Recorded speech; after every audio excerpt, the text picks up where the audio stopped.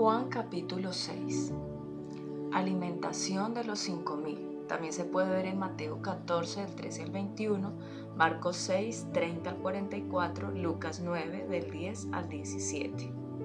Después de esto, Jesús fue al otro lado del mar de Galilea, el de Tiberias. Nota: Juan identifica el mar de Galilea con el nombre por el que era conocido cuando él escribió el Evangelio. Tiberias, ciudad localizada en la orilla occidental del lago, fue fundada alrededor del año 20 después de Cristo. Así que el lago debe haber sido conocido por este nombre durante el ministerio de Jesús. Versículo 2. Y le seguía gran multitud porque veían las señales que hacía en los enfermos. Entonces subió Jesús a un monte y se sentó allí con sus discípulos.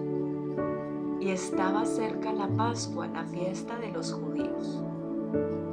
Nota: la segunda referencia de Juan a la fiesta de la Pascua, probablemente un año después de la mencionada en 2:13, no requería que Jesús se dirigiera a Jerusalén, sino que en este caso sirvió de trasfondo a su discurso sobre el pan de vida, capítulo 6, del 41 al 58. Versículo 5.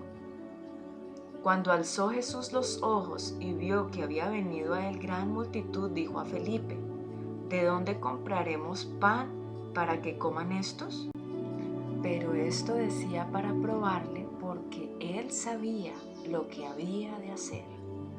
Felipe le respondió: 200 denarios de pan no bastarían para que cada uno de ellos tomase un poco. Uno de sus discípulos, Andrés, hermano de Simón Pedro, le dijo: aquí está un muchacho que tiene 5 panes de cebada y 2 pececillos. ¿Mas qué es esto para tantos? Entonces Jesús dijo: haced recostar la gente. Y había mucha hierba en aquel lugar, y se recostaron como en número de 5000 varones. Y tomó Jesús aquellos panes, y habiendo dado gracias, los repartió entre los discípulos, y los discípulos entre los que estaban recostados, asimismo de los peces cuanto querían. Nota: riqueza literaria. Habiendo dado gracias, de bien y dar libremente, estar agradecido, expresar gratitud, dar gracias. 11 de las 39 veces que se usa este vocablo en el Nuevo Testamento se refieren a participar en la cena del Señor, mientras que en 28 ocasiones describe las palabras de alabanza que se le ofrecen a la deidad. Versículo 12. Y cuando se hubieron saciado, dijo a sus discípulos: recoged los pedazos que sobraron para que no se pierda nada. Recogieron pues y llenaron 12 cestas de pedazos que de los 5 panes de cebada sobraron a los que habían comido. Aquellos hombres entonces, viendo la señal que Jesús había hecho, dijeron: este verdaderamente es el profeta que había de venir al mundo. Nota: aparte de la resurrección de Jesús, la alimentación de los 5000 es el único milagro que se incluye en los 4 evangelios. Versículo 15. Pero entendiendo Jesús que iban a venir para apoderarse de él y hacerle rey, volvió a retirarse al monte él solo. Nota: la respuesta de la gente, este verdaderamente es el profeta, refleja la creencia popular de que un profeta como Moisés, quien alimentó a los israelitas con maná, había de venir al mundo para establecer un paraíso terrestre. Esto avivó su fervor mesiánico e intentaron instalar a Jesús como su Mesías dador de pan, haciéndolo rey por la fuerza. Jesús no aceptó nada de eso. Véase Mateo 4, del 1 al 4. Jesús anda sobre el mar. También lo podemos ver en Mateo 14, del 22 al 27, Marcos 6, del 45 al 52. Versículo 16. Al anochecer descendieron sus discípulos al mar, y entrando en una barca iban cruzando el mar hacia Capernaum. Estaba ya oscuro y Jesús no había venido a ellos, y se levantaba el mar con un gran viento que soplaba. Cuando habían remado como 25 o 30 estadios, vieron a Jesús que andaba sobre el mar y se acercaba a la barca, y tuvieron miedo. Mas él les dijo: Yo soy, no temáis. Versículo 21. Ellos entonces con gusto le recibieron en la barca, la cual llegó enseguida a la tierra a donde iban. Nota: en contraste con su concepto de Jesús como un gobernante terrenal con poderes limitados, al caminar sobre las aguas, Jesús se reveló como quien tiene suprema autoridad sobre todo el universo. Riqueza literaria. Enseguida. Del adjetivo derecho. Velozmente, inmediatamente, directamente, de pronto, rápidamente. La palabra describe lo que está ocurriendo ahora mismo en contraste con lo que ocurrió antes. La gente busca a Jesús. Versículo 22. El día siguiente, la gente que estaba al otro lado del mar vio que no había habido allí más que una sola barca, y que Jesús no había entrado en ella con sus discípulos, sino que éstos se habían ido solos. Pero otras barcas habían arribado de Tiberias junto al lugar donde habían comido el pan después de haber dado gracias el Señor. Cuando vio pues la gente que Jesús no estaba allí, ni sus discípulos, entraron en las barcas y fueron a Capernaum buscando a Jesús. Jesús, el pan de vida. Versículo 25. Y hallándole al otro lado del mar, le dijeron: Rabí, ¿cuándo llegaste acá? Respondió Jesús y les dijo: de cierto os digo, que me buscáis no porque habéis visto las señales, sino porque comiste el pan y os saciaste. Trabajad no por la comida que perece, sino por la comida que a vida eterna permanece, la cual el Hijo del Hombre os dará, porque a éste señaló Dios el Padre. Entonces le dijeron: ¿qué debemos hacer para poner en práctica las obras de Dios? Respondió Jesús y les dijo: esta es la obra de Dios, que creáis en el que Él ha enviado. Le dijeron entonces: ¿qué señal pues haces tú para que veamos y te creamos? ¿Qué obra haces? Nota: la gente se preocupaba más en lo que hacía para Dios y en lo que Dios hacía, señales, por ella, mientras que para Jesús el asunto principal residía en la fe, es decir, en la confianza en aquel a quien Dios había enviado. Versículo 31. Nuestros padres comieron el maná en el desierto, como está escrito: pan del cielo les dio a comer. Y Jesús les dijo: de cierto os digo, no os dio Moisés el pan del cielo, mas mi Padre os da el verdadero pan del cielo. porque el pan de Dios es aquel que descendió del cielo y da vida al mundo. Le dijeron: Señor, danos siempre este pan. Jesús les dijo: Yo soy el pan de vida.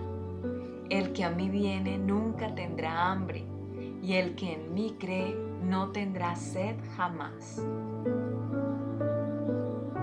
Mas os he dicho que aunque me habéis visto, no creéis. Todo lo que el Padre me da vendrá a mí, y al que a mí viene no le echo fuera. Porque he descendido del cielo no para hacer mi voluntad, sino la voluntad del que me envió. Y esta es la voluntad del Padre, el que me envió, que de todo lo que me diere no pierda yo nada, sino que lo resucite en el día postrero. Y esta es la voluntad del que me ha enviado, que todo aquel que ve al Hijo y cree en Él tenga vida eterna, y yo le resucitaré en el día postrero. Murmuraban entonces de él los judíos, porque había dicho: Yo soy el pan que descendió del cielo. Y decían: ¿No es este Jesús el hijo de José, cuyo padre y madre nosotros conocemos? ¿Cómo pues dice este: del cielo he descendido? Jesús respondió y les dijo: No murmuréis entre vosotros. Ninguno puede venir a mí si el Padre que me envió no le trajere, y yo le resucitaré en el día postrero. Escrito está en los profetas, y serán todos enseñados por Dios. Así que todo aquel que oyó al Padre y aprendió de él, viene a mí. Versículo 46. No que alguno haya visto al Padre, sino aquel que vino de Dios, éste ha visto al Padre. De cierto os digo, el que cree en mí, tiene vida eterna. Yo soy el pan de vida. Nota: este es el primero de los 7 yo soy de Jesús, que solo aparecen en el Evangelio de Juan. Hay un paralelo significativo entre esta expresión y el nombre del Dios del pacto, Jehová, por el cual Él se reveló a Moisés en Éxodo 3:14. Yo soy el que soy. Jesús proclamó 3 veces: Yo soy el pan de vida. Versículo 35, 48, 51. Él es el verdadero pan celestial, el poder sustentador de la vida. Cualquier otra cosa, no importa su significado religioso en el pasado o el presente, es un sustituto inadecuado. Versículo 49. Vuestros padres comieron el maná en el desierto y murieron. Este es el pan que desciende del cielo, para que el que de él come no muera. Yo soy el pan vivo que descendió del cielo. Si alguno comiere de este pan, vivirá para siempre. Y el pan que yo daré es mi carne, la cual yo daré por la vida del mundo. Entonces los judíos contendían entre sí diciendo: ¿Cómo puede éste darnos a comer su carne? Jesús les dijo: de cierto os digo, si no coméis la carne del Hijo del Hombre y bebéis su sangre, no tenéis vida en vosotros. Nota: comer la carne de Jesús y beber su sangre debe ser entendido espiritualmente. Estas expresiones aluden a la violenta muerte sacrificial que Él sufrió y a la necesidad que tienen los creyentes de participar de los beneficios de su muerte, acercándose a Él y creyendo en Él. Versículo 35. Aunque no debe verse en el relato la obligación de participar en la cena para obtener la salvación, sí enseña la importancia vital de la comunión para fortalecer el alma, traer sanidad a la vida y dar testimonio a nuestra fe. Versículo 54. El que come mi carne y bebe mi sangre tiene vida eterna, y yo le resucitaré en el día postrero. Nota: dinámica del reino. Partícipes de la sangre. La sangre. Participar o beber, en este caso, de la sangre del pacto de Cristo es el medio de estar unidos a Dios y recibir los beneficios de la vida de su Hijo. Cristo es el sacrificio del pacto y la provisión de Dios para nuestro sustento. Cuando comemos de Él, venimos a ser participantes de la naturaleza divina. Segunda de Pedro 1:4, la cual es la vida eterna. A través de la obra del Espíritu Santo recibimos su vida y participamos de sus promesas. Juan 6:63. Aquellos que participan de esta misteriosa relación con Cristo están seguros de ser resucitados en aquel día a vida eterna. Primera de Pedro 1:18-19, Colosenses 1:20. Versículo 55. Porque mi carne es verdadera comida y mi sangre es verdadera bebida. El que come mi carne y bebe mi sangre, en mí permanece y yo en él. Como me envió el Padre viviente, y yo vivo por el Padre. Asimismo, el que me come, él también vivirá por mí. Este es el pan que descendió del cielo, no como vuestros padres comieron el maná y murieron. El que come de este pan vivirá eternamente. Estas cosas dijo en la sinagoga, enseñando en Capernaum. Nota: Jesús llevó el argumento un paso más allá que el reconocimiento esencial de que Él es el pan de vida. Creer en Él significa participar de Él. Palabras de vida eterna. Versículo 60. Al oírlas, muchos de sus discípulos dijeron: «Dura es esta palabra, ¿quién la puede oír?». Nota: la palabra era dura, versículos 35 al 58, por lo cual era difícil de aceptar. Versículo 61. Sabiendo Jesús en sí mismo que sus discípulos murmuraban de esto, les dijo: ¿esto os ofende? Pues que si viereis al Hijo del Hombre subir a donde estaba primero. El Espíritu es el que da vida, la carne para nada aprovecha. Las palabras que yo os he hablado son espíritu y son vida. Pero hay algunos de vosotros que no creen, porque Jesús sabía desde el principio quiénes eran los que no creían y quién le había de entregar. Y dijo: por eso os he dicho que ninguno puede venir a mí si no le fuere dado del Padre. Desde entonces muchos de sus discípulos volvieron atrás y ya no andaban con él. Dijo entonces Jesús a los 12: ¿queréis acaso iros también vosotros? Versículo 68. Le respondió Simón Pedro: Señor, ¿a quién iremos? Tú tienes palabras de vida eterna. Nota: riqueza literaria. Señor, originalmente un adjetivo que significaba tener poder o autoridad. Como sustantivo, la palabra designa al dueño, amo, controlador, a alguien en autoridad. En el lenguaje coloquial es un título de respeto dado a los amos, maestros y así sucesivamente. En el Antiguo Testamento era Jehová, mientras que en el Nuevo Testamento este título se transfiere a Jesús. Versículo 69. Y nosotros hemos creído y conocemos que tú eres el Cristo, el Hijo del Dios viviente.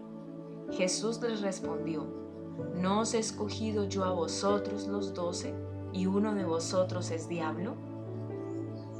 Hablaba de Judas Iscariote, hijo de Simón, porque este era el que le iba a entregar y era uno de los 12. Nota final. Iscariote significa hombre de Queriot. Como Queriot estaba al sur de Judea, Judas Iscariote parece haber sido el único discípulo que no procedía de la región de Galilea. Esta larga sección nos ofrece la más profunda explicación del significado de la comunión y cómo es mucho más que una mera ordenanza conmemorativa de la muerte de Jesús.